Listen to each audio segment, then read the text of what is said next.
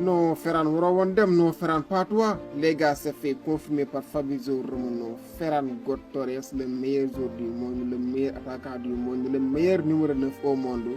Tout Paris Saint-Germain. Here we go. Lépp maintenant. Accord confirmé pour le héros de la finale de la Coupe du Monde alors que le Barça reçoit une indemnité de 50 millions d'euros du PSG. Ferran ne voulait que Paris et l'accord a été scellé après plusieurs jours de négociations en phase finale. Tout est bouclé. Les gars, c'est fait. Lépp maintenant. Ferran Torres day jóge Barça dem foofu si Paris Saint-Germain. Paris 50 millions d'euros la ko jëndee CFC Barcelone. Yéen booy nañ dugal finale Coupe du Monde mën na lu ne mais gars yi yéen football finale Coupe du Monde rek football finale Coupe du Monde rek loolu rek lu nekk la déjà waxuma la nag nga dugal fi en plus nga l'unique buteur loolu dafa rëy quand même en tout cas c'est un bon joueur même si avec nous parfois mu jeexaloon suñu xol yi occasion yi muy raté mais mu ngi dem si équipe boo xamante ne c'est une équipe en confiance. Paris Saint-Germain 2 années de suite muy jël Ligue des Champions 2 années de suite muy jël Super Coupe d'Europe donc loolu mën na si jouer dem ko may confiance te joueur moom confiance ki sa la soxla Ferran une fois moom confiance mën na aider Paris Saint-Germain bu baax a baax pourquoi pas jël ballon d'or on sait jamais. En tout cas bonne chance à toi Ferran et merci beaucoup. Voilà les gars, c'est fait. Ferran Torres to Paris Saint-Germain, here we go. Voilà sama gars mu ngi noonu c'est confirmé par Fabrizio Romano. Breaking Ferran Torres to Paris Saint-Germain, here we go. Deal confirmed for World Cup final hero as Barcelona received a fee worth 15 million euros from PSG. 50 millions d'euros la FC Barcelone jaayee Ferran Torres au Paris Saint-Germain. Fabrizio Romano nee na aussi Ferran Torres bëggul woon lenn lu dul dem Paris Saint-Germain et ginnaaw ba ñu amee accord ak FC Barcelone Paris Saint-Germain jël na Ferran Torres pour 50 millions d'euros.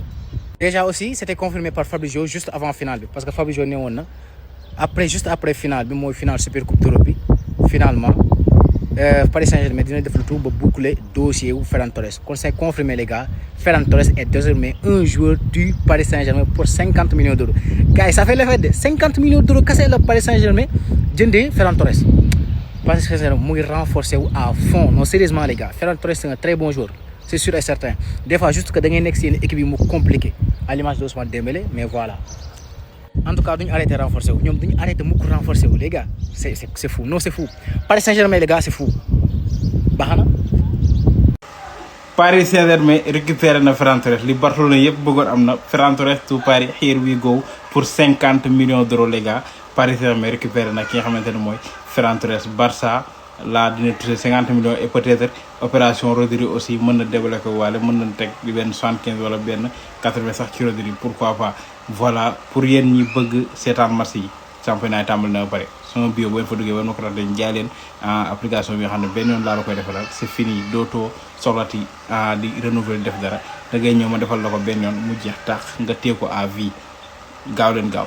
Gis ngeen kii Paris Saint-Germain di ma leen wax rek nit ñi dañuy construire effectif 11 moom muy construire banc parce que am na 11 ba pare banc lay construire fi mu toll nii parce que perte na Gonzalo Ramos récupéré na Ferran Torres.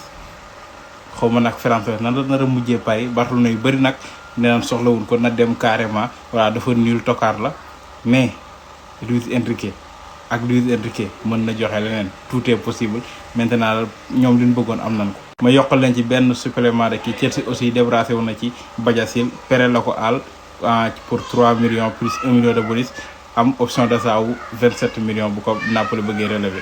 Ferran Torres au Paris Saint-Germain here we go sama gars yi c'est officiel Ferran Torres finalement signé na au Paris Saint-Germain damaa génn nii mais damaa ni il faut que ma defal leen vidéo bi donc Fabrizio Romano annoncé woon na leen que ni le here we go va venir bientôt donc finalement here we go bi mat na Ferran dem na Barça amatul benn attaquant maanaam benn pointe lañ fi am muy Hamza Abdelkarim te Hamza xale la amagoo pointe instant bi léegi nag dañuy xool Barça il faut ñu sacrifier dem lijjanti Lautaro Martinez wala nga lijjanti Alvarez yaa xam nan ngay def yéen ñi bëgg abonnement pour seetaan sport yi daw ci àdduna bi abonnement bi 10 000 la te à vie la numéro baa ngi ci profil bi pour képp ku ko soxla foo nekk ci àdduna bi Afrique Europe Amérique Asie gars yi Ferran dem na de Ferran dem na max de partage mi ngi noonu léegi nag am na ñu bëri ñoom dinañ kontaan mais je pense que le cas de Dembélé ça ne vous rappelle rien Dembélé non mais nag Dembélé moo ëppoon talent aussi Dembélé daa mënoon raté mais dafa amoon talent Ferran nag dafa nëb mais bon mi ngi noonu